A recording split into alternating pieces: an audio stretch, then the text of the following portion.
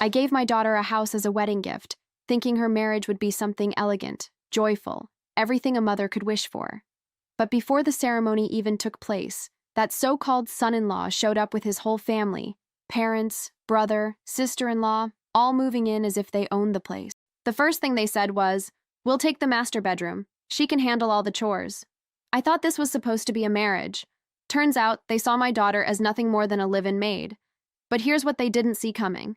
They got too proud too soon and realized too late. My daughter is no one's stepping stone, and in the next instant, I made sure each and every one of them shut their mouths. My daughter's fiancé, Curtis Miller, seemed like a good guy. Polite, attentive to Natalie, the kind of boyfriend any parent would approve of, albeit cautiously. But his family? That was a whole different story. No house, no car, and certainly no financial contribution to the wedding. His parents lived in some remote town, working as farm laborers, while his brother and sister-in-law barely survived on odd jobs in the city. Thomas and I had our doubts about this relationship from the beginning. But Natalie was in love, deeply, stubbornly, hopelessly in love.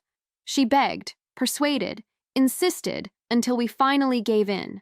Wanting to ensure she wouldn't have problems after getting married, we gave her a beautiful home in the suburbs of Boston, a detached house, fully renovated down to the last detail.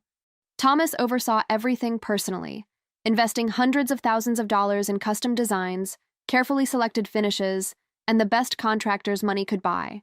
On the day the renovations were complete, he was so excited he practically dragged me over to see the finished result. But before we even went inside, an unmistakably shrill voice rang throughout the house. "Oh my God, is this neighborhood a prison? All these houses have locked doors. How am I going to visit the neighbors if no one leaves their doors open? Curtis, go tell them to be more neighborly and stop shutting everyone out. And that front door? What the hell is that? It looks like a damn fortress. Bars so tight it's like guarding a bank. What happens when our relatives come to visit? Are they supposed to wait outside like beggars? Curtis, hire some workers and tear down that ridiculous thing." I didn't even need to see her to know. It was Curtis's mother, Mrs. Miller. A slow, simmering anger began to grow in my chest. Curtis hadn't contributed a thing to any of this. Not a house, not a car, not even an engagement ring. Natalie had quietly bought one herself so we wouldn't worry, pretending it was from him. Sure, we found out later, but in the end, Thomas and I decided to let it go. We believed at least that they loved each other. What infuriated me most was his parents' reaction when they found out. Instead of gratitude or shame, they scoffed, calling Natalie wasteful. An engagement ring was just a formality, they argued. Why throw money away on something so unnecessary? And now, standing on the threshold of this house, our house, hearing this woman complain as if she were inspecting some rundown motel, I felt my patience wearing thin. Natalie, always conciliatory, tried to stay calm. "Mr. and Mrs. Miller, there's a wonderful community center nearby if you're looking for company. There are game nights, social events, plenty of opportunities to meet people." Mrs. Miller wrinkled her nose. "Card games? Please, you think we've never played cards before?" Then, as if we were invisible, Curtis's parents wandered off to explore, poking their heads into rooms, inspecting the furniture, acting as though they already owned the place. Not a single word of greeting, not a single glance in our direction. Natalie stood there, caught between courtesy and disbelief. Even Thomas, usually the most even-tempered, looked utterly bewildered. Seeing my expression darken, Curtis scurried over and whispered, "Mr. Dawson, Mrs. Dawson, I know my parents can be spirited. They just talk loudly, that's all. But please, I promise you, they really do care about Natalie." Before I could respond, loud, booming laughter came from the master bedroom. "Now, this is a gorgeous room," said Mr. Miller. For a fraction of a second, I allowed myself a sliver of hope. Maybe, just maybe, they finally appreciated what we'd done for Natalie. Then I walked in, and my breath caught in my throat. There was Mrs. Miller, sprawled out on the brand-new bed as if it were hers, legs crossed, shoes still on. The fresh starched sheets were already stained with dirt from her worn-out soles. And next to her, Mr. Miller, calmly lighting a cigarette inside my daughter's brand-new home. Before I could say a word, he pressed the burning tip against the solid wooden nightstand, snuffing it out as if it were an old ashtray. A dark, charred mark immediately marred the polished surface. Thomas's jaw tightened so hard I thought he might crack a tooth. Natalie, visibly embarrassed, elbowed Curtis, silently pleading for him to step in. But he simply lowered his head, shoulders slumped, looking like a scolded child. Not a word. No protest at all. And then, as if their audacity wasn't already at its peak, Mr. Miller stretched out his arms and let out a contented sigh. This room is perfect. Plenty of natural light. A spectacular view. We'll take it. I nearly swore out loud. For a moment, I thought maybe I'd misheard. Maybe my ears were playing tricks on me. But no. They had waltzed into my daughter's house, looked around, and decided on the master bedroom for themselves. Thomas, Natalie, and I stood frozen, too shocked to speak. This wasn't some misunderstanding. This was an invasion. Mr. Miller left the master bedroom without so much as acknowledging us and headed to one of the smaller rooms. He scanned the space, then nodded in apparent satisfaction. This one's perfect. Ideal for our grandson. He turned to Curdy without hesitation. Call your brother and tell him to cancel the lease. He and Yenny should move here with Luca right away. Then, as if it were already settled, he continued, We'll put the house in Travis's name so Luca has a stable home when he starts school here. As for you and Natalie, you can come back once you have kids. Until then, there's no rush. I felt my patience snap. I opened my mouth to speak, but before I could, Thomas grabbed my wrist, giving a slight shake of his head. He wanted to see if our daughter could handle this herself, because if she couldn't set boundaries now, what future could she have with this family? I exhaled harshly and turned my gaze to Curtis. The boy who had always seemed polite, articulate, respectful in our presence stood there, head down, back hunched, silent, a puppet with cut strings. Natalie, however, had reached her limit. Her voice turned icy. This house was a gift from my parents. It's not a boarding house for your whole family. Don't you think you're overstepping? The atmosphere grew taut. Mr. Miller's face darkened. A puff of smoke shot aggressively from his nose as his voice sharpened. Your house? He asked, waving his hand dismissively. You really think this place is yours? It's my son's house, which means it's ours. And you've got the nerve to talk back to your future father-in-law before you're even married? What? You think you'll throw us out once you have a ring on your finger? He let his gaze roam over the room, then scoffed. Travis is still wasting money on rent every month. This house is huge. It's a shame to waste so much space. Why shouldn't they move in? Mrs. Miller immediately chimed in, her tone growing shriller by the second. I understand, truly. It's your wedding house. But honestly, isn't it a little ridiculous? Just two people living in a mansion? She pointed at the smaller room. What's the problem if Luca stays here? You don't even have kids yet. Why leave a perfect room empty? Then, as if this were some grand gesture of generosity, she added, We're not trying to take advantage of you, honey. We just don't want them struggling on their own. We came here to help, to support you. You should be grateful. And then, as if sensing how icy our expressions had become, she turned her attention to Natalie with a smile. Besides, you're about to be my daughter-in-law. It's only fair you take care of us. Cook, clean. You're responsible for keeping us comfortable. Don't even think about slacking off just because you're the bride. My fingers closed into fists. Natalie's hands trembled at her sides, her breathing ragged. Still, Mrs. Miller hadn't finished. Honestly, looking at you, you're clearly not very good at housework. Why not spare yourself the trouble and ask your father to hire a maid to take care of us? Natalie's whole body went rigid. Tears filled her eyes, but instead of falling, they burned, bright and furious. And then finally she snapped. If you want a house in the city, if you want someone to take care of you, pay for it yourselves. Stop expecting my parents to give you everything. An uncomfortable silence filled the room. Mrs. Miller's face twisted in anger. Curtis, you hear this? This is the woman you're about to marry. She talks like we're beggars. Since when is her family's money more important than ours? A marriage is about sharing everything. Don't you get it? Curtis's face went pale. He raised his voice. Alarmed. Natalie, you can't say those things. Apologize to my parents. Natalie's glare shifted to him, her voice as cold as steel. Curtis, if you truly believe that, then take your parents and get out of my house. My parents bought me this house. No, you didn't. They did. Curtis reached out and grabbed her wrist. Natalie, come on. You always throw these tantrums and I always let it go. But can't you at least show some respect to my parents? Natalie jerked her arm away as if his touch burned her. Mrs. Miller let out a bitter laugh.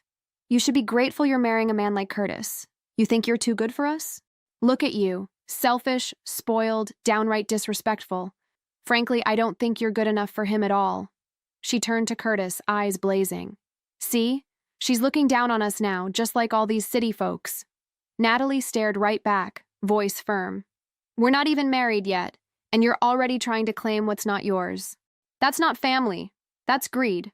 Curtis wiped his forehead, face tense. Natalie, that was way out of line. You need to apologize. Mr. Miller took a slow step forward, exhaling smoke in our direction. His gaze landed on Thomas and me, his voice derisive. Thomas, I've got to ask, how exactly did you raise your daughter? Because she's got a serious discipline problem here. No respect, no humility. Always, my house, my house. It's exhausting to listen to. He took another drag of the cigarette and blew it out slowly. You're not looking down on us country folk, are you? He said, narrowing his eyes. You know, Curtis didn't turn out this way on his own. He had to be disciplined as a kid. Tough love, real upbringing. That's why he's polite, hardworking, humble. That's why he's got a future in the city. He smiled a hard, humorless smile. When your daughter marries into our family, she'll learn her place. 2. Curtis will teach her how to behave. He'll make sure of it.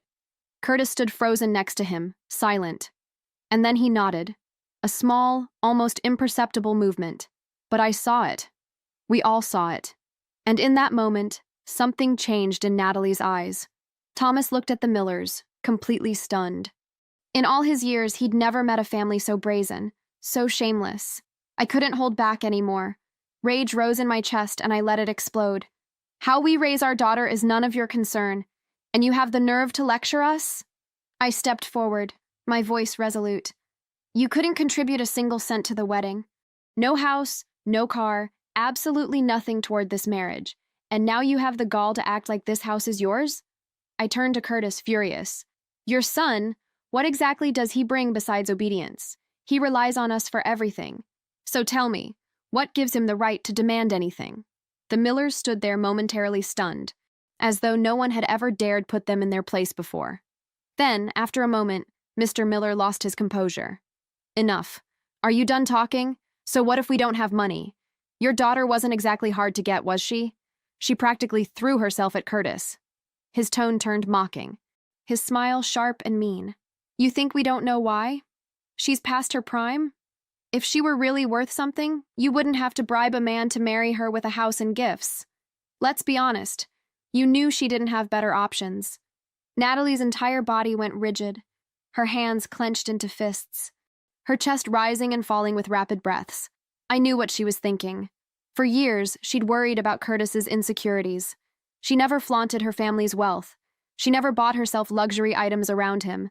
Every dinner, every movie date, she'd foot the bill, pretending it was nothing. Yet here they were, twisting her kindness into desperation. Natalie took a shaky, deep breath. Then her voice rang out in the hushed room. Mom, Dad, I'm not marrying him. Thomas and I turned to her. Her gaze was clear, her voice firm. I mean it. She looked at Curtis, then at us. You were right. We come from completely different worlds, and this was never going to work.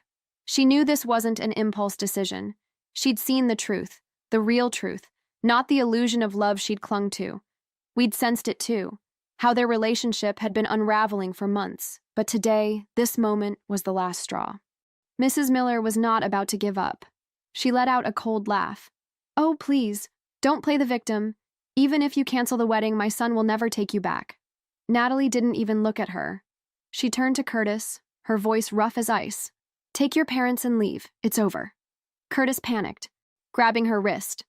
Nat, come on, don't do this. Don't be so stubborn. She yanked her arm back like his touch was fire. Don't touch me. Mr. Miller let out a derisive laugh. Look at you, Curtis. Pathetic. She's not even your wife yet, and you can't control her. If you let this go, she'll walk all over you the rest of your life. His voice turned scornful. Are you even a man? That was the final straw. I was speechless. I picked up the glass from the table and slammed it to the floor. The crash echoed through the house, leaving an unsettling, resonant silence in its wake. Then Thomas moved with a roar of pure fury. He lunged forward and landed a solid punch across Mr. Miller's face. The impact sent Mr. Miller reeling backward, crashing against the wall before collapsing to the floor, choking on his own breath. A dark red bruise already covered his cheek. Mrs. Miller shrieked, "Are you crazy? That's assault!" Thomas stood over him, his voice low and menacing. "Say one more word, and you won't walk out of this house." Curdy froze, face pale as a ghost. He didn't dare move. I stepped forward, and for the first time, Curtis looked scared. His voice trembled. "I only said that because they were disrespecting my parents. If he apologizes, maybe we can forget all this." Before he could finish, Thomas's palm struck Curtis across the face so hard he staggered back onto the floor. A brilliant red handprint bloomed on his cheek. He clutched it, stunned, eyes wide with disbelief. "Bastard," Thomas growled. "That was for Natalie, for every word you let them say about her." Curtis scrambled back, breathing in ragged gasps, looking as trapped as a cornered rat. Mr. Miller, still dazed, started to stand. When Thomas turned on him, Mr. Miller paled. "If you lay a hand on me again, I'm calling the police. You'll go to jail for this." Thomas grabbed him by the collar and yanked him up so his feet left the ground. "Shut up." Mr. Miller struggled, legs kicking wildly, shoes falling off. "Let go of me, you psycho." Thomas leaned in, voice sharp. "Now I see you for what you really are. Even if Natalie wanted to marry someone from your family, I'd never allow it." Mr. Miller was trembling, his bravado shattered. Thomas tightened his grip. "My daughter is smart, beautiful, capable. She doesn't need your son. In fact, she's way too good for him." His voice dropped lower, more dangerous. "You couldn't pay for a wedding. You couldn't buy them a house. The minute you stepped in here, you disrespected us, trailing dirt on our floors, smoking in our rooms, acting like we owe you something. So let me make this clear." He shoved Mr. Miller back, sending him to the floor like a discarded rag. "We're not giving you a thing. Now get out of my house." Mr. Miller, trembling, nodded, furious and afraid. Thomas flung his shoe at him. "Pick it up and get out." Mr. Miller jumped up, nearly tripping over himself as he ran to the door.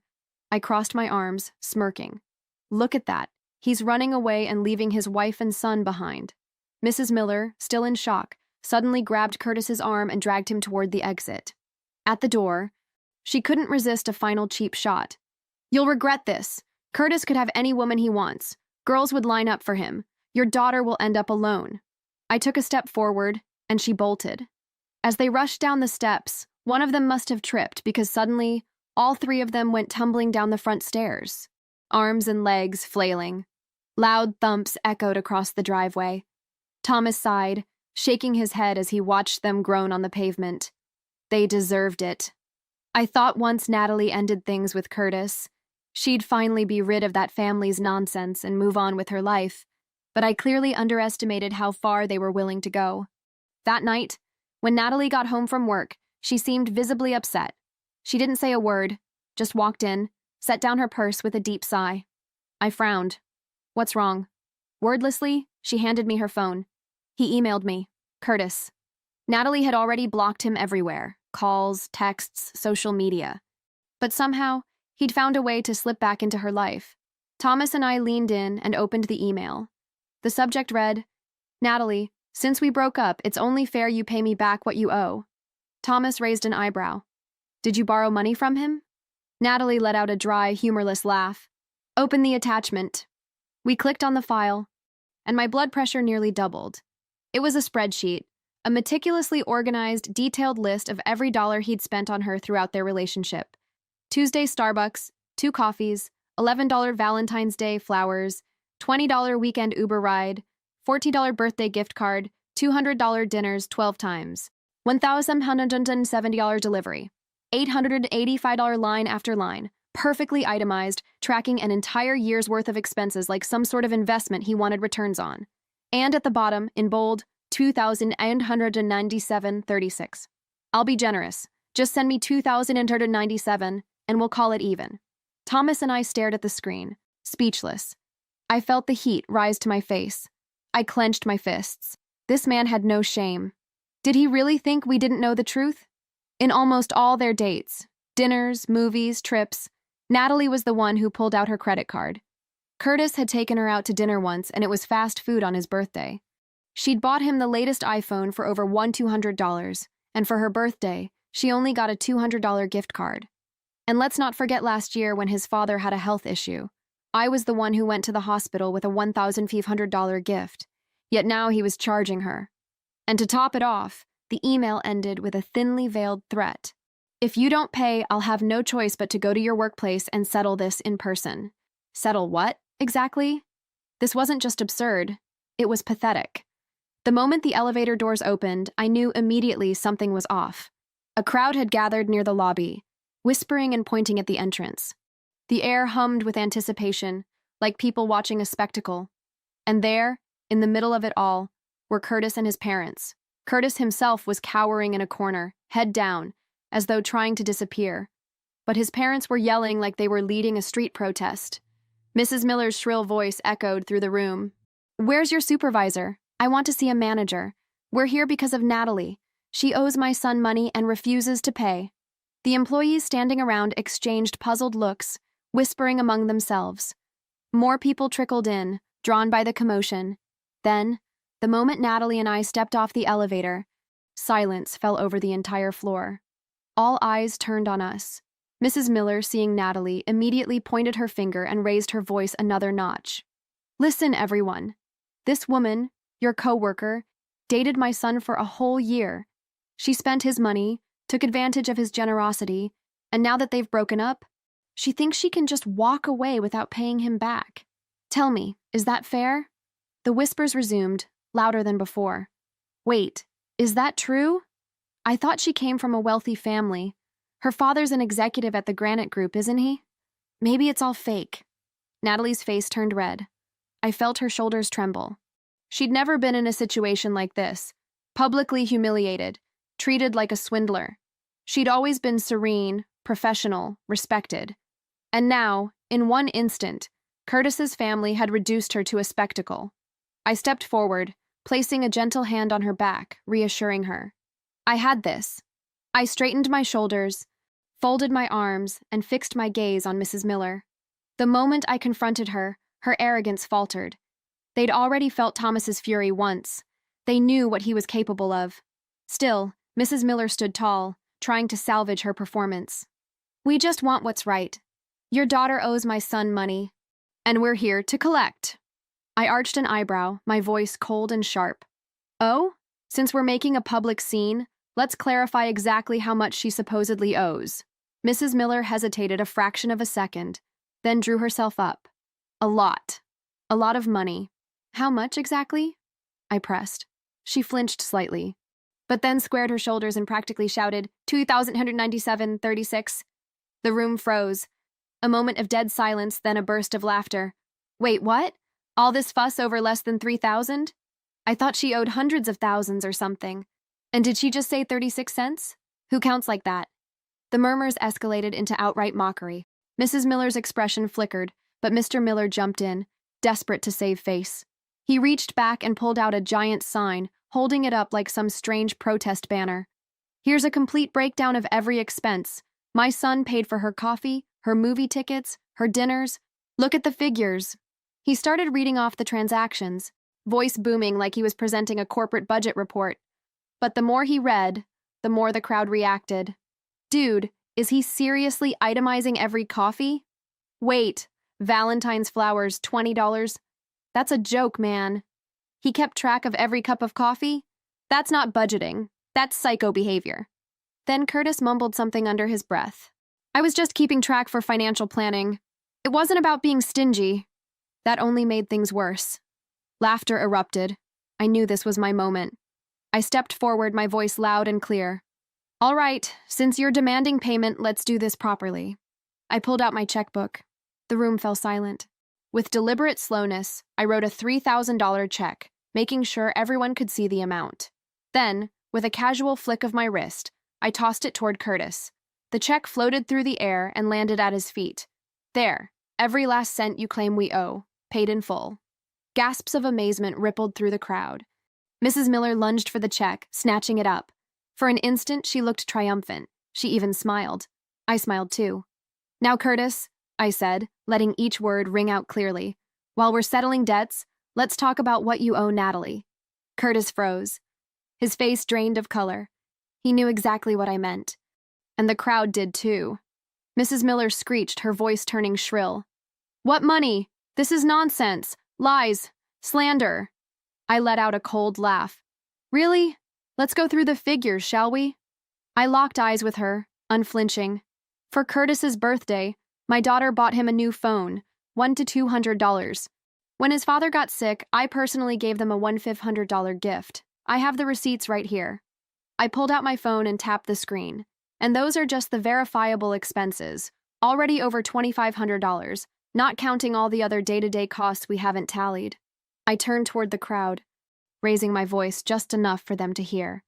Tell me, shouldn't he pay that back? The response was immediate. Of course he should.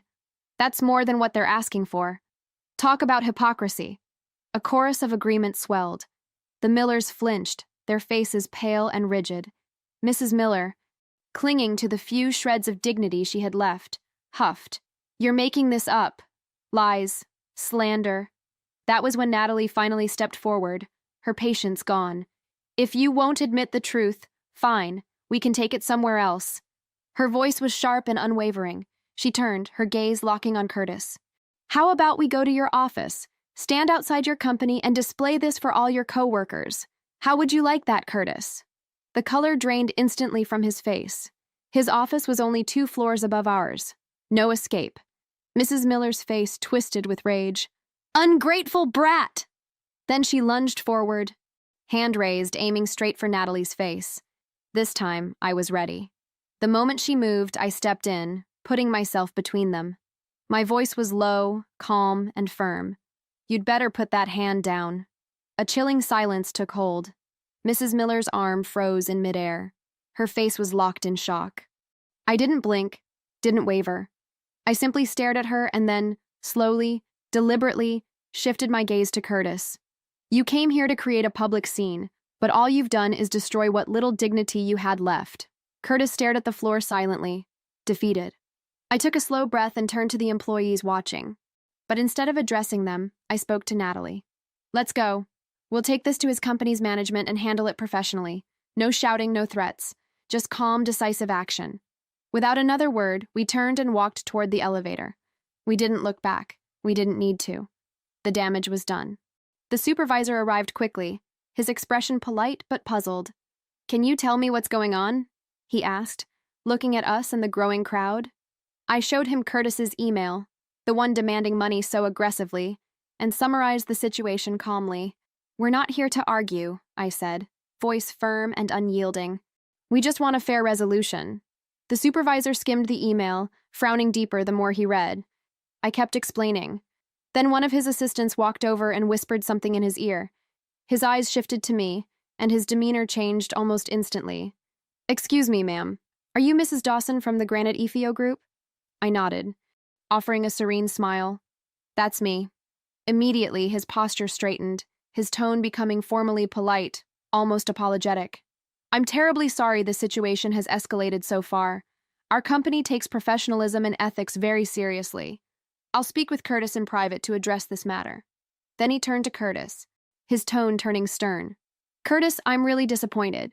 Keeping detailed records of personal expenses, demanding reimbursement after a breakup, and causing a public disturbance in front of another company's offices, completely inappropriate. Curtis's face turned white. He opened his mouth, groping for an excuse. No, I didn't think it would turn into all this. The supervisor cut him off. Not only have you embarrassed yourself, but you've also damaged this company's image. I'll be reporting this to HR. Curtis visibly shrank, head bowing lower, hands twisting as he nodded weakly. His arrogance, his sense of entitlement, was gone. I nodded, thanking the supervisor politely. That settles it. I turned to Natalie, ready to leave, but just as we stepped away, wait, this isn't over. Mrs. Miller's shrill voice tore through the air. I paused, then turned slowly, my gaze impassive. I didn't need to say a thing, because at that moment, everyone knew exactly who had already won. A few weeks went by, and life finally seemed to go back to normal. Natalie returned to her job, had coffee with friends, did yoga on weekends. She looked better, lighter, no longer burdened by the stress of the past. Thomas and I had an unspoken agreement not to mention Curtis or anything that happened. We didn't want to risk reopening wounds that were still healing. She was doing well, at least around us. She made sure everything seemed in order. Until that night. She walked in with takeout in her hands, but something was off in her expression. I glanced at her as I set the table. "Work okay?" I asked casually. She hesitated, then silently handed me her phone. He reached out again. The screen showed a text from an unknown number, but the words were painfully familiar. Curtis. "Natalie, I've been thinking a lot lately. I know I messed up. I shouldn't have listened to my parents, and I never should have taken out my frustration on you. I have nothing left now, but I want to start over. Will you give me another chance?" I exhaled slowly and looked at her. "This is the third time." Her voice was low. "I haven't responded." I nodded. "Good. Silence is the clearest answer." She sighed. "I just don't get it. Does he really feel sorry? Or does he just hate losing?" "Probably both," I said calmly. "But that's not your problem anymore. His growth isn't your responsibility." She looked out the window, saying nothing. I knew her heart wasn't wavering. It wasn't love that was difficult. It was habit, the emotional residue of investing so much in someone only to realize they were never worth it. Then, just a few days later, things took a turn. That night, she walked in with a different look. No sadness, but something colder, sharper. She set her phone on the counter. "Mom, look at this." I picked it up, and the moment my eyes landed on the screen, my stomach flipped. A post on social media. An anonymous message attached. A blurry photo and video clips carefully edited to paint a false narrative. The title was nothing short of cruel. A true gold digger, she extorted her ex after the breakup, showing off her rich family. Guess she's not so untouchable now. A slow, simmering rage built inside me. We didn't need to guess who made it. She shook her head. "I can't trace the account, but look at the content. These photos, these videos, it's all Curtis. He edited himself out. He's using an anonymous account, but we both know." I clenched my jaw. So now he's resorting to this. She let out a long, slow sigh. Fatigue weighed on her. I just wanted to move on. "Why won't he let me?" I put my hand over hers, giving it a firm squeeze. "Why?" "Because he's not obsessed with you. He's obsessed with his own ego. He can't move forward, so all he knows how to do is drag people backward." That same night, I contacted an old college friend, now an attorney at a well-known firm. The following morning, we officially issued a legal notice demanding removal of the defamatory anonymous post, as well as a request to preserve the author's IP information for possible legal action. We also filed a civil complaint for harassment, ensuring a documented record of Curtis's behavior. For the moment, things seemed to settle, but Curtis still wasn't done. A week later, Natalie received a package in the mail. Inside was a handwritten letter from Curtis. The tone dripped with regret, guilt, and nostalgia. He wrote about their first date, her smile, how she'd stayed up nights caring for his ailing father. Every line carefully crafted to tug at her heartstrings. But then, in the last sentences, his true intent showed. "I can't accept that you're gone for good. You know I have nothing left. You were my only light. If you don't come back, I don't know what I'll do." This wasn't an apology. It was emotional blackmail. My expression darkened as I read those final words. Without hesitation, I called our lawyer and started the process of filing a restraining order. That afternoon, Natalie and I went to the courthouse together. She sat on a bench, clutching the letter so tightly her knuckles turned white.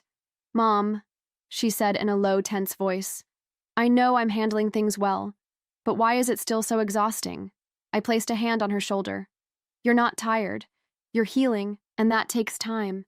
But you're doing everything right." She exhaled slowly, then looked me in the eye. For the first time, there was no hesitation there. "I won't let him hurt me again." I smiled. "That's my girl." A few weeks later, the court officially granted a temporary restraining order, legally prohibiting Curtis from contacting or approaching Natalie in any way. We also provided all our evidence to Grant Ethico's legal team, ensuring it was on record should any further problems arise. This time, we didn't expect him to apologize. We didn't give him a single chance to worm back into our lives. Natalie was finally free. She was no longer the girl who stayed silent out of concern for someone else's feelings, who gave in, apologized, or tried to fix someone who wouldn't change. She'd fully stepped into her own life, and without realizing it, had begun crossing the self-imposed boundaries that once held her back. She threw herself into her job, refusing to let emotions derail her focus. Instead of hesitating, she took on multiple projects at once, proving she could thrive under pressure. She knew what she wanted and, more importantly, what she no longer needed. Then came the regional business conference. Gran Effico selected her to represent the firm at a major industry networking event. She took the stage with authority, delivering her presentation with confidence and precision. The audience, executives, investors, and industry leaders listened, nodding in approval. By the end, several corporate reps from across the states approached her, eager to exchange business cards and explore potential partnerships. That event subtly but irreversibly shifted the course of her career, and with it, her life. At an informal networking lunch after the conference, Natalie met Ethan Parker. Ethan was one of the co-founders of East Bay Capital, an MIT graduate, and member of a well-known family of entrepreneurs from San Francisco. But unlike the arrogance often associated with privilege, he was thoughtful, articulate, and level-headed. Their conversation was brief. No pointless small talk or obvious attempts to exchange contact info, just a natural, spontaneous discussion before they went on with their day. Still, a week later, Natalie received a handwritten note from him. It wasn't a grand statement or an over-the-top invitation. It was a sincere letter expressing appreciation for her strong presentation and offering some valuable insights into her business model. Along with it, he included a book on leadership and strategy, something he thought she might find interesting. She was surprised, even impressed. I looked at the letter and smirked. Well, at least this one didn't send you an invoice. After her recent breakup, Natalie let out a small laugh but didn't reply. Even so, there was something different in her expression, a quiet contentment that hadn't been there before. There was no sudden romance or rushed steps. Over time, they communicated more frequently, but never in a forced way. They exchanged industry knowledge, attended small business forums, and occasionally grabbed coffee to discuss market trends. Until one evening, Ethan was driving her home when he suddenly stopped the car. Turning to her, he said, "I don't know how you feel about me." His voice was steady and sincere. "But I want you to know I like you, not just for your work or because you're brilliant or independent, but because when I'm with you, it feels like life is something worth living fully." Natalie froze for a moment. She hadn't expected this moment, certainly not so soon, nor so directly. She sat silently, choosing her words carefully. Then she finally nodded. "I don't know what the future holds," she admitted quietly, "but I'd like to find out." For the first time in her life, she entered a relationship without fear, without pretenses, without hesitation. And to our surprise, Ethan soon introduced her to his parents. Mr. and Mrs. Parker were warm, intelligent, and welcoming. They never pried into personal matters or cast judgment. Instead, they treated Natalie with the same respect they would any capable adult.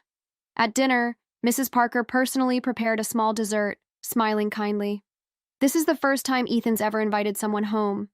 I had to make sure it was special." Later that night, Ethan's father pulled Thomas aside and said quietly, "She's extraordinary, smart, composed, knows exactly what she wants. We're so glad Ethan met someone like her." There were no entitlements, no demands, no pressure to conform, just a family that valued genuine connection and mutual respect. They were everything Curtis's family was not. And for the first time, we could all see Natalie finally in a place where she felt safe, where she was cherished. But good things rarely go unnoticed. One afternoon, a photo appeared online, a candid shot of Natalie and Ethan at a business event. The Parker surname. It didn't take long for the image to spread through industry circles, and soon the news reached Curtis. That night, Natalie left her office and found Curtis waiting near the entrance, face pale, expression contorted. "So, this is it," he said, stepping closer, voice low and resentful. "You left me and ran straight into another man's arms." Natalie didn't flinch. She looked him straight in the eye. "Curtis, leave. You have no right to question me." His nostrils flared. "You planned this the whole time, didn't you? You were already with him while you were still with me." Her voice hardened. "You need to stop. I have a restraining order against you. If you follow me, I'll call the police right now." Curtis's face twisted, hands clenched at his sides. He was about to lash out again, but another presence stepped forward. From the parking lot, Ethan approached. His posture was calm, expression unreadable, yet his mere presence changed the atmosphere. He moved beside Natalie, voice steady but firm. I don't know who you are, Ethan said, but if you step any closer to her, I'll call the police myself. Curtis blinked in surprise. He hadn't realized Ethan was there, and he certainly hadn't expected this confrontation. So you're the new boyfriend? His voice was taunting, but there was a crack in his bravado. You think you're better than me? Ethan didn't take the bait. It doesn't matter who I am, he said quietly. What matters is that you can't hurt her anymore. There was no shouting, no dramatic showdown, but the weight of those words crushed Curtis more than any brawl could have. For an instant, he stood there, glaring at them. Natalie standing tall, unaffected by his anger, Ethan beside her, solid and unwavering, and something broke inside him. He finally understood. The woman he had once criticized, belittled, and controlled was now in a different world, bathed in a light he could never reach. And he no longer had any right to be by her side. As they walked away, Curtis remained where he was, face contorted, caught in a storm of rage, regret, and finality. But the world had moved on without him, and Natalie never looked back. After dinner, Natalie and I strolled along the narrow path with slow, measured steps. Gravel crunched softly under our feet, and behind us, the trees swayed in the evening breeze, their shadows rippling on the ground. This was a place we used to visit often when she was little. She loved hopping across the smooth stones by the lake, and my heart would lurch every time she wobbled at the water's edge. I'd reach out, grabbing the sleeve of her jacket, trying to keep her from falling. Now her steps were steady and measured, her gaze clear and determined.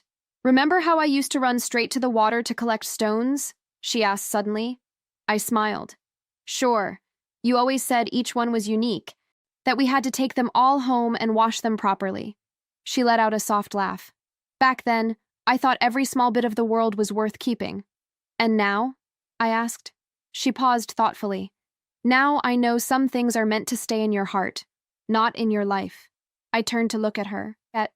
She wasn't the little girl who panicked when things went wrong anymore. Mom, she went on, voice quieter, what do you think people chase their whole lives? I didn't answer right away. Instead, I looked at the water, the sunlight reflecting in soft, shifting ripples. I think it's different for everyone, I said at last.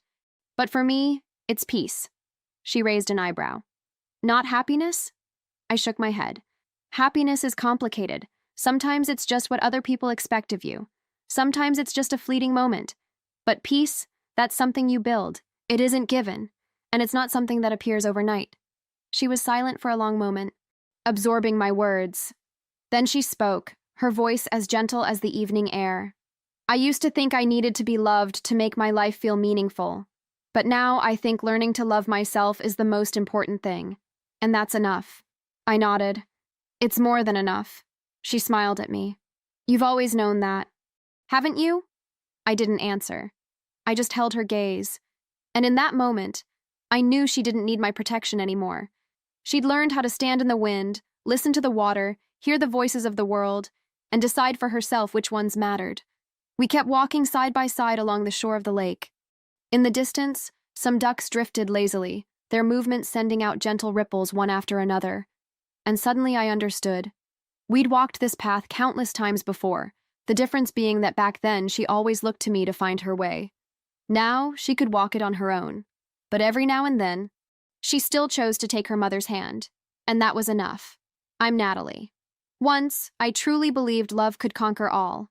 When I met Curtis, he was quiet, reserved.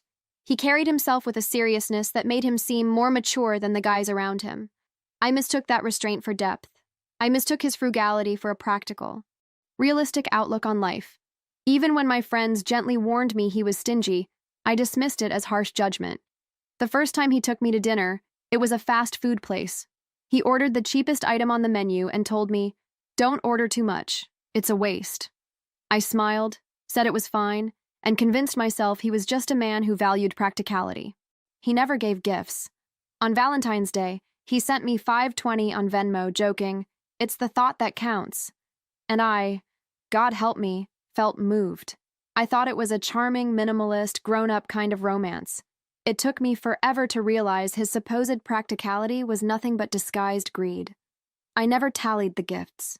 For his birthday, I got him a new iPhone. When mine came, he gave me a $200 gift card, telling me to buy myself something nice. Then, stone-faced, he added, "Couples shouldn't measure love with money." And I, like a fool, nodded in agreement. He had no car, so I drove. He had no house, so I said it didn't matter. He told me he couldn't afford a ring yet, so I secretly picked one out. I asked my best friend to buy it so I could surprise him on our wedding day. Looking back, I can't believe how blind I was. And that was just the beginning. The first time I visited his house, his mother barely glanced at me before asking coldly, "Do you cook?" Before I could answer, she added, "City girls don't belong in kitchens. But let me tell you, that won't fly in our family." I laughed, thinking she was joking. I do know how to cook, and I'd love to learn more. She didn't smile, just snorted as though something was confirmed. I thought if I was kind and genuine enough, she'd eventually accept me. I didn't realize that was only the start of her endless tests and criticisms. She mocked my clothes, saying I dressed too showily. She mocked my career, saying an overly ambitious woman was too hard to control. She mocked my personality, saying I wasn't sweet enough to be a good wife. Curtis, he never defended me. All he said was, "That's just how she is. Don't take it personally." Back then, I thought he was keeping the peace. Now I know he was just a coward. His father was even more blunt. "You won't have time for a job once you start having kids. There's no need to waste energy thinking about a career." They believed I shouldn't have personal ambitions, that I didn't need my own space, that I shouldn't even have my own opinions. And me, God help me, I told myself to endure.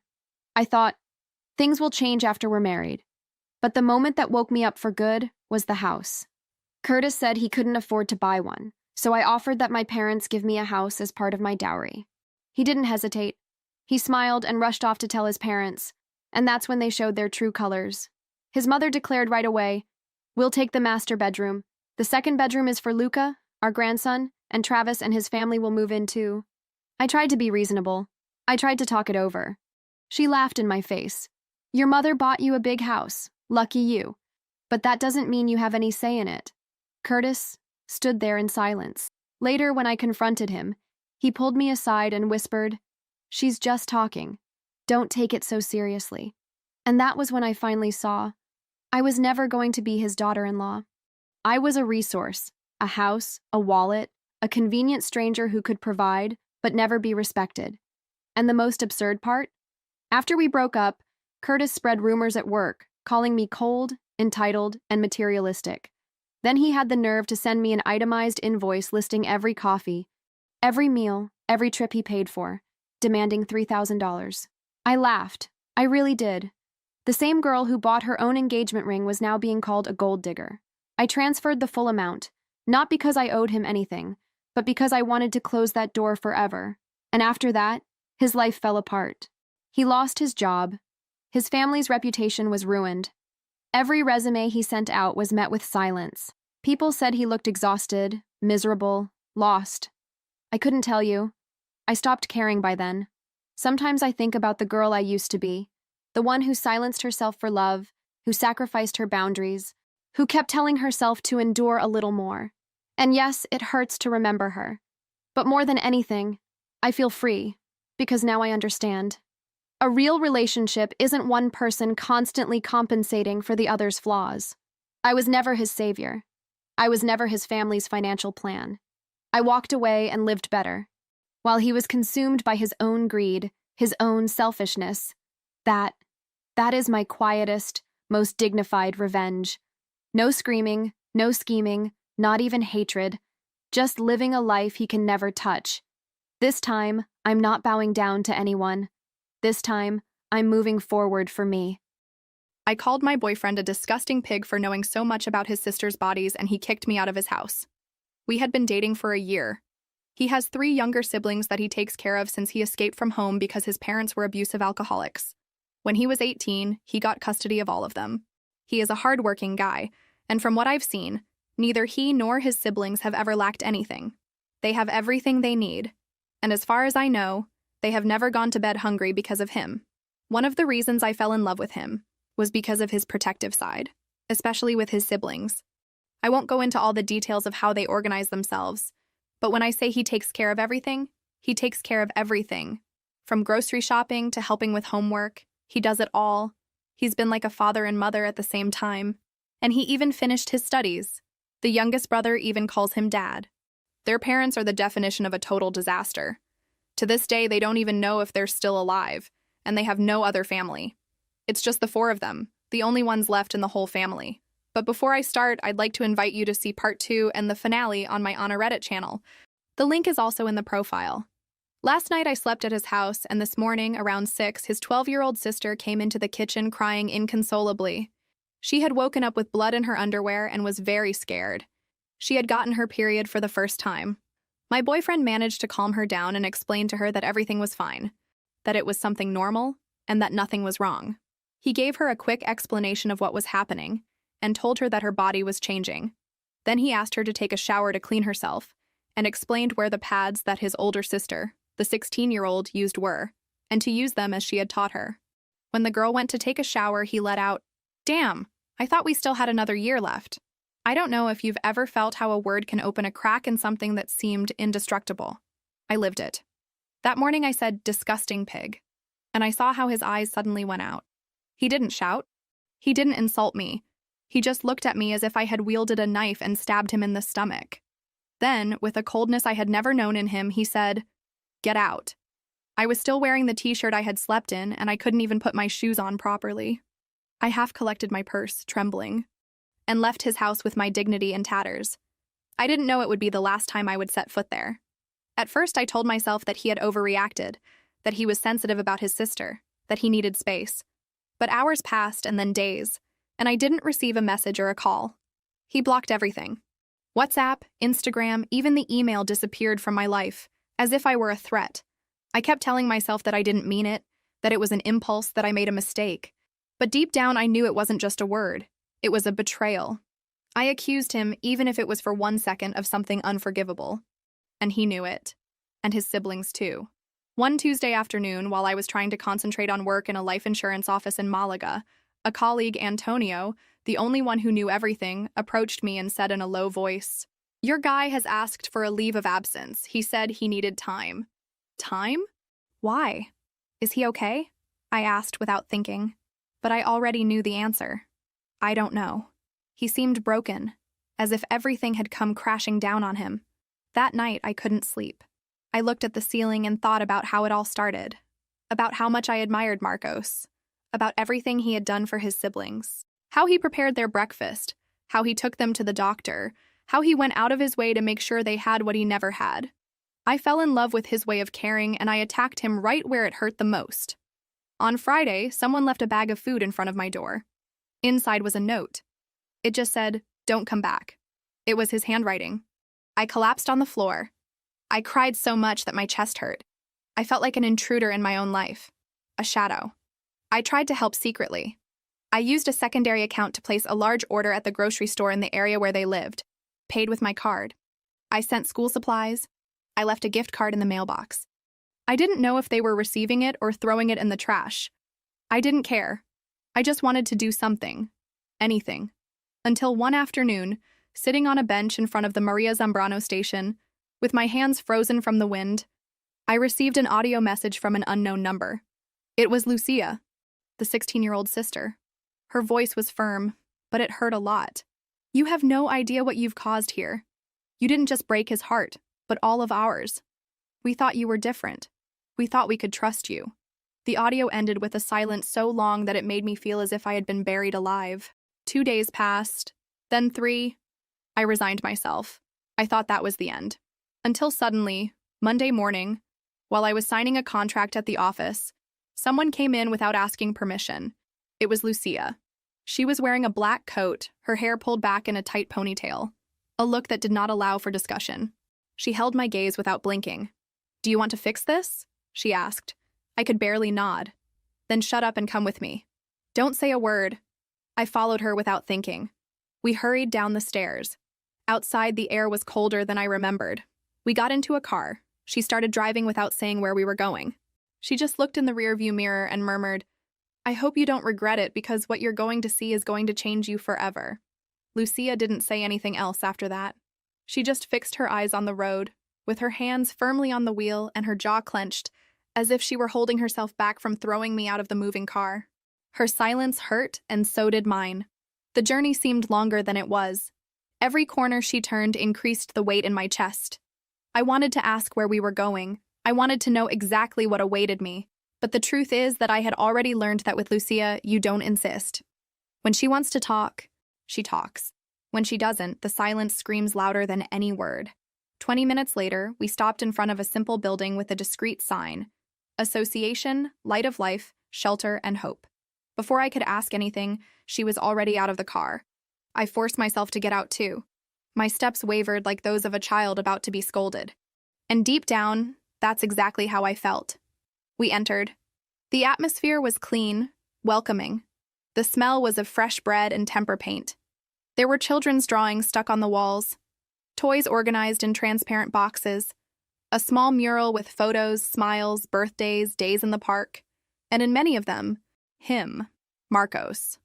Marcos smiling while holding a baby in his arms. Marcos reading a story to a group of attentive-eyed children. Marcos teaching a child to tie his shoelaces. Marcos painting a face on any Saturday. Marcos being all that which one day I thought I knew, but now I saw with him. He wasn't pretending to be good. He was good. "He's in the back," said Lucia. Finally, with the new kids. I followed her without questioning, with my stomach churning. We walked down a narrow hallway to an open area at the back with some wooden tables, scattered papers, and children's voices mixing. And there he was, sitting on the floor with 3 boys, helping one of them make a paper airplane. His hair a little longer, his beard unshaven, but the same firm and kind look as always. I froze at the door. Lucia did not call me over. She simply crossed her arms and stood there, by my side, observing her brother. "He comes here every Saturday and Sunday. Even exhausted, even with siblings to take care of. Even with a broken heart," she said without looking at me. "And you know what's the worst part? He doesn't blame you. He blames himself for having trusted." Those words tore me apart more than any scream could have done. One of the children pulled at Marcos's t-shirt, pointing at me. He turned his face, and for a second our gazes crossed. It was like receiving a dry slap to the soul. His eyes, which used to welcome me, now passed over me as if I wasn't there. No anger, no pain, nothing. Just absence. He got up calmly, thanked the children, and went in through the side without even glancing over. And there, in that instant, I understood. There was no greater punishment than the silence of someone who loved you. I wanted to run after him. I wanted to scream, kneel, ask for forgiveness in every way. But my legs did not obey. Lucia was still there, with her arms crossed like a sentinel. "Did you want to understand? Right? Did you want to fix it? Well, start here. He's not going to listen to you yet, but you can see with your own eyes what you trampled on." And I stayed. I stayed until the last child left. I stayed sweeping the floor, folding paper, stacking books. I stayed without knowing if one day I would be forgiven. I stayed because now I knew it wasn't about being forgiven. It was about one day deserving to be able to look at him without being ashamed. And so it was that I stayed. The following Saturday, I returned. Not because someone invited me, or because I thought I would be well received, but because for the first time in my life, I understood what emotional responsibility was, and I knew that running away would just be one more mistake. I arrived early. I helped organize the painting materials. I washed the plastic cups with the sour smell of Friday's juice. I aligned the chairs in the reading room. Nobody said thank you. Nobody looked me in the eye. And it was okay. I wasn't there to receive. Marcos arrived last, as always, with a bag of provisions in one hand, a homemade cake in the other. The children ran towards him as if he were the real-life Santa Claus. And he, smiling, responded to everyone with an affection that hurt to see. It hurt because I remembered that smile, and I knew that for me, now it no longer existed. When he saw me, he hesitated for half a second. Only half. And then he simply passed by me as if I were the doorframe. I stayed in my corner. Lucia, on the other hand, shot me sharp glances. It was as if she was there just to make sure I didn't forget for even a second what I had done. And the truth is that I needed that. It was weeks like that. Without contact, without a word, without even a trace of attention from Marcos or the siblings. Even the youngest, who used to hug me when he saw me, started hiding his face behind Marcos's arm. The silence skinned me inside, but I kept going. I swept the floor, cooked rice, told stories, packaged donations, never to draw attention, just to do. It was my way of speaking, since my voice had lost the right to be heard. It was on an ordinary Wednesday when it happened. I had gone to the center to help restock some donations that were disorganized in the storeroom. I was alone in the small room at the back, hearing only the muffled noise of the children playing in the yard when I heard the door open forcefully. It was him, Marcos. He came in as if the world was falling on his shoulders. He threw the boxes in the corner, leaned against the wall, and for a moment he didn't seem to notice that I was there. His breathing was out of sync. His eyes were tearful, he was trembling. "They're cutting off the electricity again," he murmured, more to himself than to me. I didn't move. I can't pretend everything is fine anymore, Lucia. I can't. They see me as a superhero, but I'm not. I don't know what I'm doing. I'm just trying. It was then that he saw me and his face fell apart. "Ah," he whispered, taking a step back. "Of course you." I tried to say something, but the words betrayed me. "If you've come to see the damage up close, you've seen it. Now you can leave." He turned around, but before he could leave, I finally managed to speak. "I came because I understood that I hurt you in the worst possible place. I'm not here for me. I'm here for you all. And because you deserve someone to stay, even if you don't want to. Because you always stayed for everyone." He didn't respond, but he didn't leave either. The silence between us was now different, no longer one of repulsion, but of two strangers trying to relearn how to breathe each other in. Lucia appeared at the door shortly after. She observed the scene with the same firm gaze. "He doesn't need forgiveness. He needs peace. If you're going to take that away from him too, you'd better leave now." I just nodded and stayed more than ever, because now I saw that he was broken inside and yet still trying to keep everyone else whole. And that made me love him more than I ever had. And maybe that's why it hurt so much. When he called me to talk, it wasn't a warm invitation or a friendly gesture. It was just a note left in the donations cupboard with his "Today after dinner, back room." My heart almost jumped out of my mouth when I read it. My hands sweated, my throat dried up. I waited all day with a tight stomach.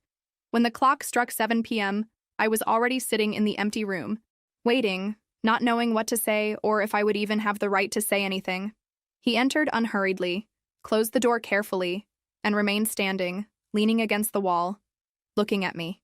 There was no anger in his eyes, but there was no tenderness either, only tiredness. A tiredness that came from the soul. "You wanted to talk? Now you have the opportunity. But after this, we continue with the rules of discretion, respect, and distance," he said firmly. "I don't even know where to start," I confessed, huddled in that chair, feeling small. "Then start from the most honest point," he replied. "Why did you call me a pig?" The air disappeared from my lungs. I didn't think. It was instinctive, it was idiotic, it was cruel, and it was unforgivable. I was scared by the situation, by the blood, by the responsibility, and instead of reacting with empathy, I attacked. "Attacked?" he repeated with a bitter half-smile. "And it wasn't just me, it was everything I am." He took 2 steps closer. "Do you know what it means to be called a disgusting pig while you're helping your 12-year-old sister who woke up crying because she thought she was dying? Do you know what it's like to spend your entire life hearing that you're useless, a monster, garbage, and after years of fighting to rebuild yourself? To hear that from someone you love?" I cried silently, but he didn't stop. "I'm not a father. Legally, I'm nothing. But it was me who cleaned up every vomit, who cried silently in the bathroom while doing accounts to see if there would be enough to buy rice. It was me who knelt in the bathroom with her that morning. And you soiled everything with a word." He sat in the chair across from mine, his gaze still firm, but with cracked edges. "I didn't hate you. I can't. But I feared you. I was afraid that if you were capable of seeing me like that in such a fragile moment, maybe you've always seen me that way. As a strange, indecent man who cares too much, who gets too involved, who isn't normal. No," I finally choked out. "No, Marcos. I never saw you like that. Never. That was fear, yes, but not of you. It was fear of my own inability to measure up to everything you carry. I felt small, useless, and instead of owning up to that, I attacked you. I destroyed what you protected most, your honor." He lowered his eyes for a moment. "And that's why I'm here, because you recognized that," he said quietly. "I'm not here to forgive you. I still can't. But I'm here to listen, because even broken, I still believe that people change. And sometimes the one who hurts can also repair. Not in the way they want, but in the way they can." In that instant, I knew. He hadn't opened the door. He had just unlocked a crack. It was the beginning, the first crack in that wall of pain that I myself had helped to build. I left that room with a wet face, trembling legs, but with a heart a little more whole. He listened to me. And for the first time since everything, I felt that maybe one day I could be forgiven. It was the following week when the center coordinator appeared with the proposal. A state event on youth and family reconstruction focusing on real stories. They wanted Marcos to be one of the speakers. They wanted to hear the story of the brother who became a father. The man who rebuilt a family from scratch, without support, without a manual, without rest. He refused immediately. "I'm not an example for anyone," he said, throwing the floor cloth in the bucket. "I just did what I needed to, and I still make a lot of mistakes." But Lucia, with the firmness she inherited from him, was clear. "That's precisely why, Marcos. Because you're not a propaganda character. You're real. And the world needs to hear real stories. We need them to know that you exist." He hesitated. In the days that followed, I saw the conflict on his face between the desire to hide and the impulse to protect what he had built. I didn't say anything. I just stayed close. I offered help with the slides, with the structure of the talk, with the review of the points. He accepted reluctantly, but he accepted. I was still a shadow on the margin, but a present and silent shadow. The day of the event, the tension was visible. The room was full of educators, social workers, students. There was a table on the stage, a microphone, a huge screen at the back with his name, Marcos Sanz, the strength of one who chose to stay. He went up on stage with slow steps. Simple shirt, hair pulled back, timid applause. He took a deep breath, grabbed the microphone, opened the first sentence, and froze. Literally. He went mute. His eyes roamed the audience without focus. His hands were trembling, his throat closed.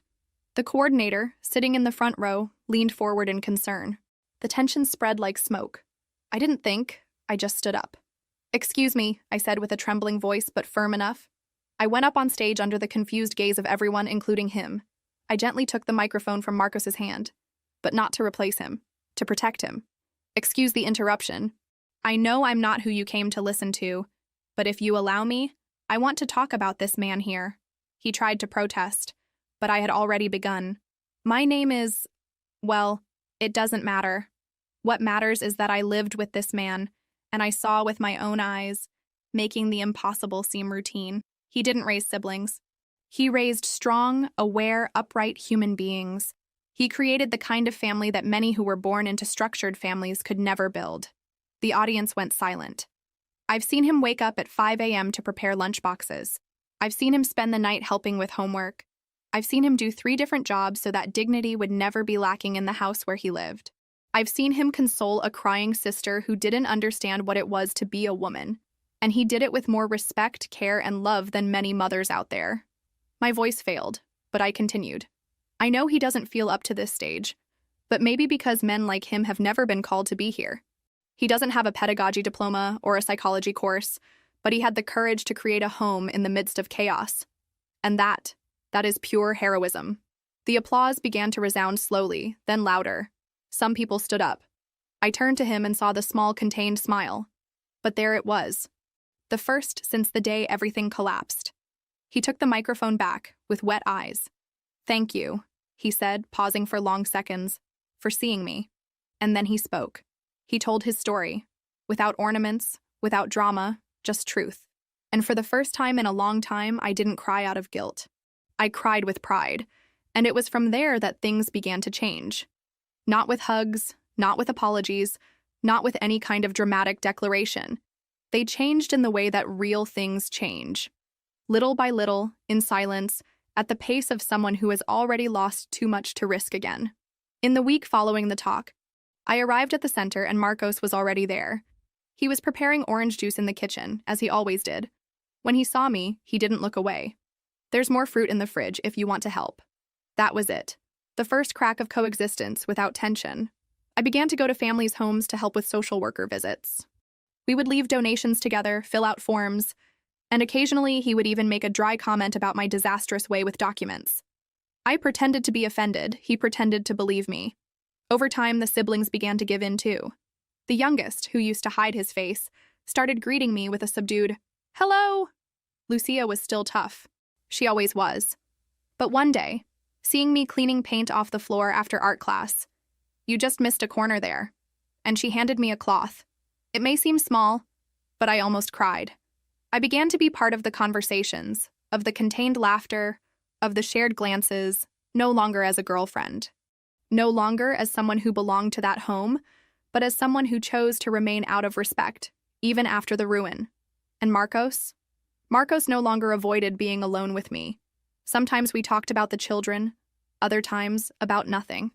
There was a night when we sat on the terrace of the center, watching the little siblings playing with flashlights in the dark. We didn't talk for half an hour, but he offered me a blanket when the wind got colder. And that said more than any "I forgive you." There was never a conversation about getting back together. There was never a kiss, a gesture of possession, or even a hint. Because loving sometimes isn't about reconquering. It's about respecting boundaries. It's about accepting what's left and making a new beginning out of it. Today, months later, we're still like this. He continues to take care of the world with the strength of someone who has already been ignored by it. And I continue by his side, not as someone who expects something, but as someone who truly understood what love is. Because true love is when you don't ask to be loved back. It's just being whole, present, rebuilt, without demanding anything more than the opportunity to do the right thing. And I grab that opportunity every day, with both hands and with my heart, which finally learned that repentance is only worth it when it comes with action. And the same silence that once destroyed me, is today the space where, slowly, we are learning to begin again. Days before that farewell, something happened that may have been the real turning point between us. It was an ordinary night. The children had gone to bed early. The center was quiet and I was washing the dishes unhurriedly, trying not to make noise. Marcos suddenly appeared in the kitchen, holding 2 cups of tea. He left one near me without saying anything and leaned against the doorframe, watching. "Lucia told me that you slept on the sidewalk of the hospital when Miguel was admitted," I commented, breaking the silence. He nodded, looking at some fixed point beyond the window. "I had no money for the bus. Sleeping there was better than going home." Silence. We never talked about that. Did we? About what it was like before? About everything? I continued cautiously. "There's not much to talk about," he replied, taking a sip of tea. "It was a war. Only nobody called it a war. They called it home." I turned to him, hoping he would say more. And to my surprise, he did. Once, when I was about 10 years old, I woke up in the middle of the night to the sound of bottles breaking. I hid under the kitchen table and stayed there for hours. My parents were hitting each other, hurting each other, screaming. My mother said she'd rather die than continue living with us. And my father said she was only alive because no one bothered to kill her. The words came out firm, but his eyes were distant. I remember that night I promised myself that no one else would live what I lived, that my siblings would fear the dark because of bad movies, not because of what they heard at home, that they would wake up to the smell of coffee and not vomit, that they would grow up knowing what it is to be loved, even if it was just by me. Just by me. I approached with almost reverent care. I didn't say anything, just sat in the chair next to him and waited. When you said that word, it was as if my mother had come back, you know? That look, that dirty accusation. For a moment I didn't see you, I saw her. And I panicked inside. I swallowed. Marcos, I have no words that can erase that. But if I could give my silence, my listening, my presence as a request for forgiveness every day, I would do it for the rest of my life. He looked at me, this time for real. "I don't know if I'm going to be able to forgive you. I really don't know. But I don't feel anger anymore, and that's already a lot." I nodded with a lump in my throat. It's everything to me. And in that instant, we weren't ex-lovers or victims of a poorly told story. We were just 2 survivors of different versions of abandonment, trying, in the way we could, to build something from the pieces. Not everything that breaks becomes trash. Sometimes it becomes shelter. The following week was lighter. There was something in the air, not a declared joy, but a less tense stillness. As if everyone around was breathing a little better. As if the siblings, the children at the center, and even I had finally found a rhythm. On Friday, Lucia sent me a text. "Saturday 3 p.m. chocolate cake and blue balloons. Don't be late." I read and reread, trying to understand if that was what it seemed to be. It was Miguel's birthday, the youngest, the smart Alec, the same one who spent months without looking at me, without even accepting a candy from my hand. I arrived early, as always. I helped with the decorations, cut the napkins, organize the juices. But this time there was something different. No one asked me to do it. I was simply included. The children were euphoric, running with colorful hats. Lucia organized everything with her military efficiency disguised as coldness. Marcos took care of the improvised barbecue, laughing at something a volunteer said. And I just observed, trying to absorb every detail. When they called everyone to sing happy birthday, I sat in a corner.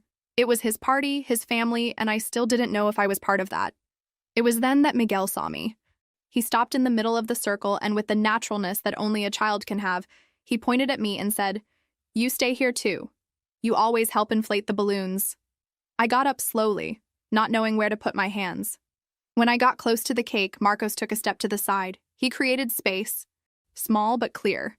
We sang happy birthday together. It came out off-key, animated, sincere. And me there, among them, almost feeling part of it again. When they started distributing the portions of cake, Lucia came in my direction. For a moment, I thought she was going to ask me to give something to someone. But no. She extended a plate with a generous portion. "No nuts.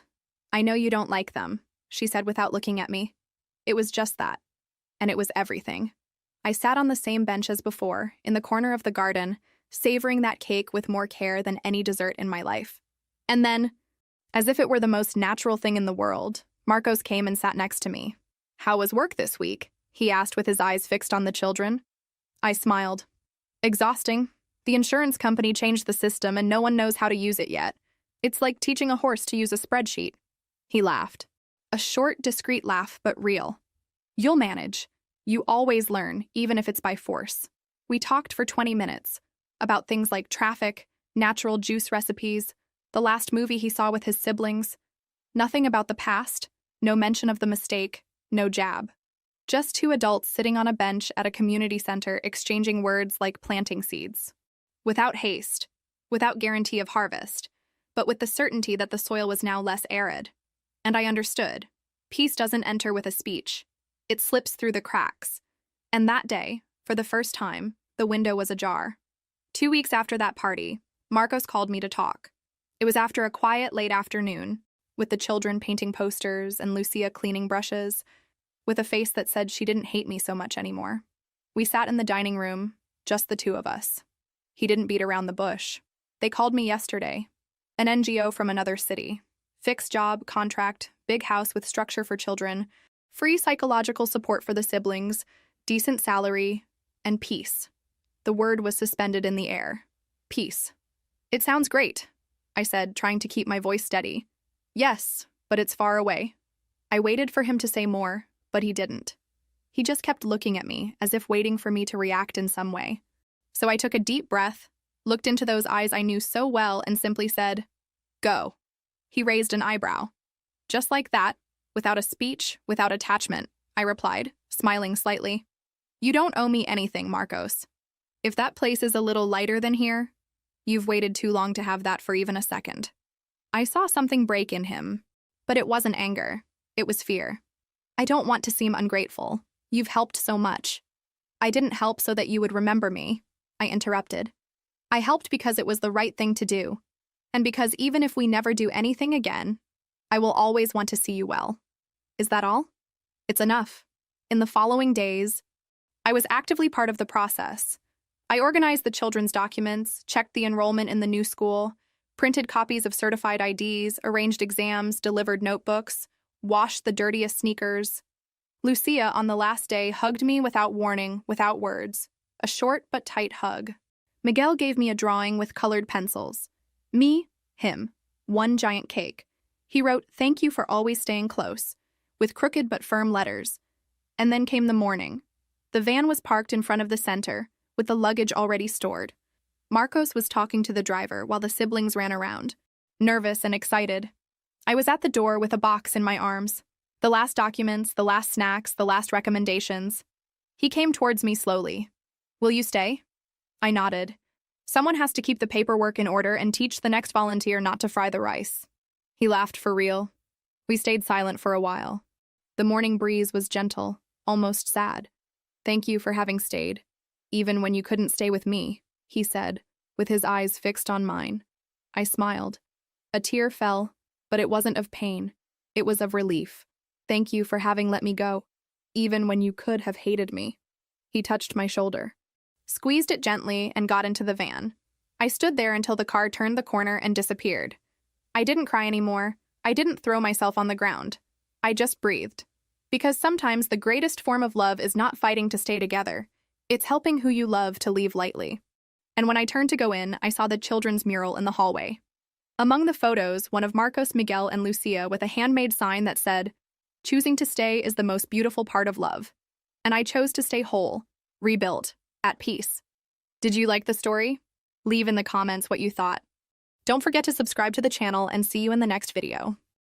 I came back from my business trip earlier than expected. I didn't tell anyone I was returning. I wanted to surprise Miguel. When I arrived on our street, I saw several cars parked in front of our house. The garden was decorated with blue and pink balloons. A banner read, "Welcome, our little miracle." I parked my car a street away and walked over. The door was slightly open. Music and laughter spilled from inside. When I stepped in, I froze. In the middle of the living room, Carmen, my best friend, was visibly 6 months pregnant. My mother-in-law, Rosa, was gently stroking her belly while my mother served drinks. Gifts were stacked on a decorated table. "So, is the nursery ready?" my Aunt Elena asked. "Almost," Carmen replied. Miguel insisted on painting it himself. He's been working on it every weekend. At that moment, my husband walked in, carrying more drinks. He approached Carmen and hugged her from behind, placing his hands on her belly. "We just need to set up the crib. We picked it out together last week." I watched as my mother stiffened upon seeing me. She quickly walked over. "Anna,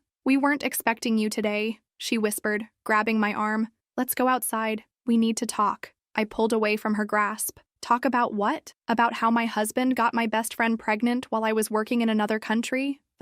Chatter in the room died down. Carmen was the first to notice me. Her face turned pale. Miguel stood frozen, his hands still on her belly. "Anna," he began. "Don't you dare." I cut him off. "How long have you been cheating on me?" No one answered. My father, standing in a corner, couldn't even look me in the eye. "I can explain," Carmen said, taking a step forward. "We didn't want you to find out like this." "Oh? And how were you planning to tell me? After the baby was born, or when they turned 18? My mother-in-law stepped in. "Anna, please, think about the baby. Carmen doesn't need this stress in her condition." "Her condition?" I let out a humorless laugh. "The same condition I was. In 2 years ago when I lost my baby. Where was your concern then, Rosa?" The silence that followed was deafening. My mother tried again. "Honey, I know this is difficult." Difficult for whom? For me, who worked nonstop for 9 months while my husband was sleeping with my best friend? Or for all of you who had to keep up the charade? Miguel finally stepped away from Carmen. "Anna, can we talk privately? Don't make a scene." "A scene?" "No, Miguel. A scene would be telling everyone how you convinced me to take that overseas job. How you said we needed the money to start our family." I turned to Carmen. "Did he tell you that? Or did he say he was lonely and abandoned while his cruel wife chased her career?" Carmen started crying. "It wasn't like that. We didn't plan this." "Of course not. I suppose you just tripped and fell pregnant by my husband. These things happen, right?" The guests began shifting uncomfortably. Some grabbed their bags ready to leave. My father finally spoke up. "Anna, calm down. You're upset." "Upset? No, Dad. I'm perfectly calm. In fact, I'm grateful." My mother frowned, confused. "Grateful?" "Yes, because now I see everyone for who they really are. My husband, the liar. My best friend, the traitor. And my family, the cowards who chose to protect this lie instead of me." I walked over to the gift table and grabbed one at random. "This one's yours, Mom. You bought a nice gift for your son-in-law's mistress's baby." "Anna, please," my mother pleaded. I tore the wrapping paper open. It was a white baby outfit with blue details. "How thoughtful. I hope you kept the receipt." Miguel stepped forward, trying to take the gift from my hands. "Enough, Anna. You're making a fool of yourself." "Making a fool of myself?" "No, Miguel.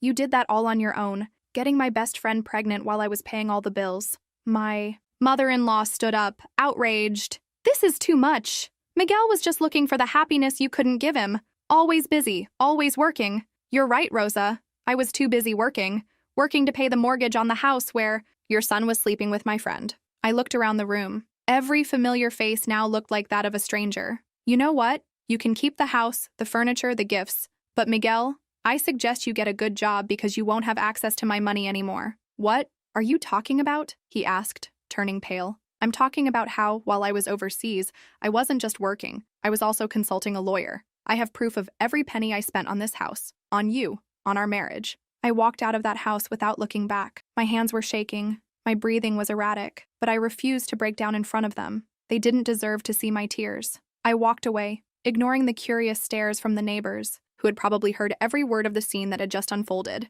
I got into my car and slammed the door shut. My hands gripped the steering wheel so tightly that my fingers turned white. My vision was blurred, but I refused to cry. I started the engine and just drove. No destination, no direction, just getting away from that nightmare. My phone was flooded with messages, missed calls from my mother, texts from Miguel, even Carmen. Please, Ana, we need to talk. This wasn't supposed to happen this way. You don't understand the whole situation. Oh, I understood. I understood perfectly. I understood that while I was working to support my home, my family, my marriage, they were together. I understood that every time Miguel called me saying he missed me, it was a blatant lie. I understood that every time Carmen said she was busy and couldn't talk, it was because she was busy with him. A bitter taste filled my mouth. Disgust at myself for not seeing it sooner. After driving for a while, I pulled into the parking lot of a random hotel. I needed a place to breathe. I wasn't going back to that house that now stood as a monument to my humiliation. I walked to the front desk and booked a room for a few days.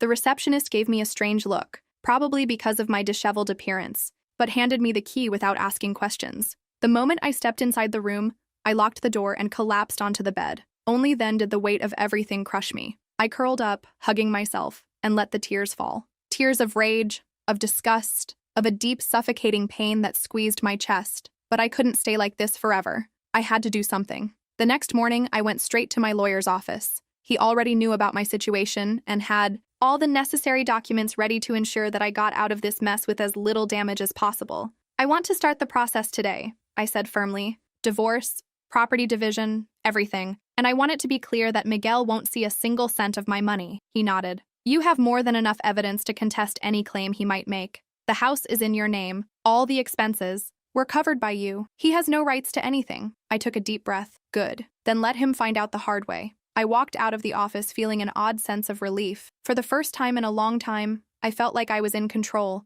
of my own life. My phone buzzed. Miguel. I ignored it. Minutes later, a message popped up. We need to talk. Please, Ana. I only responded with, talk to my lawyer. Days passed, and the calls and messages didn't stop. Until one afternoon, while I was having coffee at a cafe near the hotel, someone approached my table. Miguel. He looked awful. Deep. Eye bags, messy hair, but I felt no sympathy. Ana, please. He sat across from me without being invited. I didn't want you to find out like that. I crossed my arms. Oh, but how did you want me to find out? With an invitation to the baby shower? He ran a hand over his face, exhausted. This isn't how I wanted things to happen. I made a mistake. A mistake? Getting my best friend pregnant was a mistake? No, Miguel. It was a choice. You chose to sleep with her. You chose to lie to me. You chose to let everyone cover for you. He lowered his head. I was lonely, Ana. You were never here. You were always traveling, always busy with work. I let out a bitter laugh. And why was I busy, Miguel? Because I was the one paying for our damn house. While you sat at home doing nothing. He said nothing. You want to know the most ironic part? I continued. I took that job because I thought we were building something together. I made sacrifices, thinking it was for a greater good. But while I was working myself to exhaustion, you were screwing my best friend. He looked at me, desperate. I know I messed up, Ana, but can't we fix this another way? I leaned forward, staring directly into his eyes. We are fixing it. My lawyer has already filed for divorce. You won't get a cent from me. And as for that child, I hope you're a good father because I want you out of my life. Ana, please. It's over, Miguel. I stood up and walked away without looking back. It didn't take long for the news to spread. My real friends, the ones who hadn't betrayed me, stood by my side. And my family? Oh, they tried to reach out. My mother called me multiple times, trying to justify everything. We didn't want to hurt you, sweetheart. It was complicated for all of us. You need to forgive. Forgive? No. I moved on. Over time, I rebuilt my life. I left that hotel and bought myself a new apartment.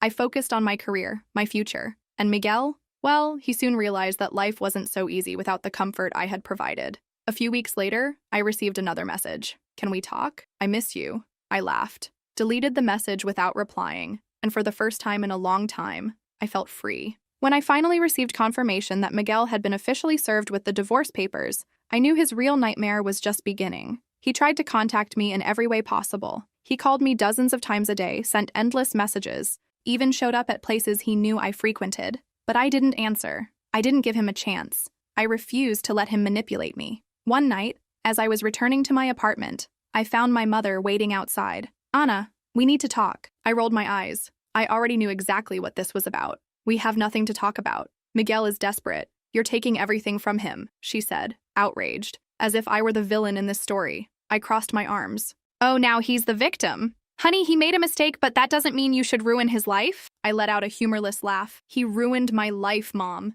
He cheated on me, got my best friend pregnant, and all of you covered for them. And now you have the nerve to tell me that I'm being cruel? She sighed, reaching for my hand, but I pulled away. What you're doing to him. This isn't right, Anna. Anger burned in my chest. Oh, you want to talk about what's right? Was it right for me to pay for the mortgage alone while he was screwing my best friend? Was it right that I worked my ass off while he played the perfect husband? Now he gets to deal with the consequences.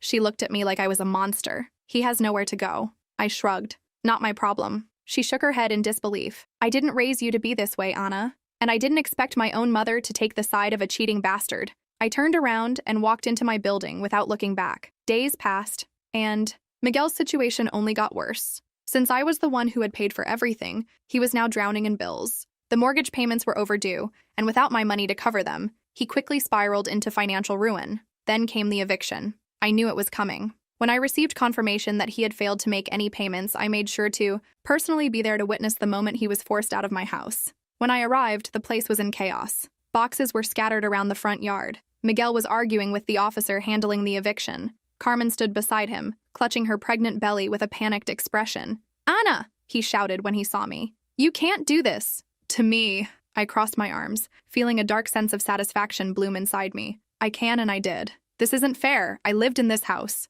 No, I paid for this house. You were just a parasite living in it. His face turned red with frustration. Where the hell do you expect me to go? I shrugged. Not my problem. Carmen looked at me, as if expecting mercy. Anna, please, please? She actually had the nerve to look me in the eyes and say, please. I took a step toward her. Oh, so now you can say my name? Before it was just, I hope she never finds out, wasn't it? She lowered her head. It wasn't supposed to be like this. But it is. And now you and Miguel have to deal with it. Miguel ran his hands over his face, looking exhausted. You don't have a heart. I tilted my head. Funny, because you sure loved that heart when it was paying all your bills. He opened his mouth to argue, but shut it again. The officer approached. Time's up. You need to vacate the property now. Miguel's expression turned to sheer panic. He looked around, realizing that he was out of options. He grabbed a box and slammed it onto the ground. You just want to see me destroyed, don't you? I leaned in closer, meeting his gaze without a trace of pity. Yes. He clenched his jaw and stormed away, Carmen trailing after him.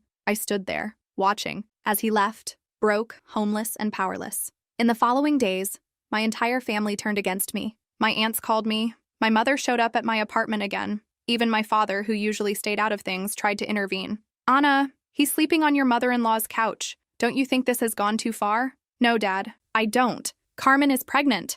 They have nothing. Great. Then Miguel can finally do what he should have done a long time ago. Get a job. My mother threw her hands up, exasperated. You're obsessed with revenge. And you're obsessed with protecting a cheater. They couldn't change my mind. And Miguel? Oh, Miguel was in ruins. No home, no comfort, no access to the money he had leached off me for years. I heard through some mutual friends that he had started taking odd jobs to make ends meet, but it wasn't enough. And then, the inevitable happened. Miguel showed up at my apartment. He looked miserable, thinner with dark circles under his eyes. Anna, please, I have nothing left. I stared at him. I know. I need help. I tilted my head, pretending to think. Like I needed help when I found out you were cheating on me. He closed his eyes, frustrated. I was an idiot, I know that. But I can't change the past. I crossed my arms. No, but you sure as hell can suffer in the present. His hands clenched into fists as he swallowed his pride. You don't have to be this cruel. Oh, but I do. I learned from the best. And with that, I slammed the door in his face.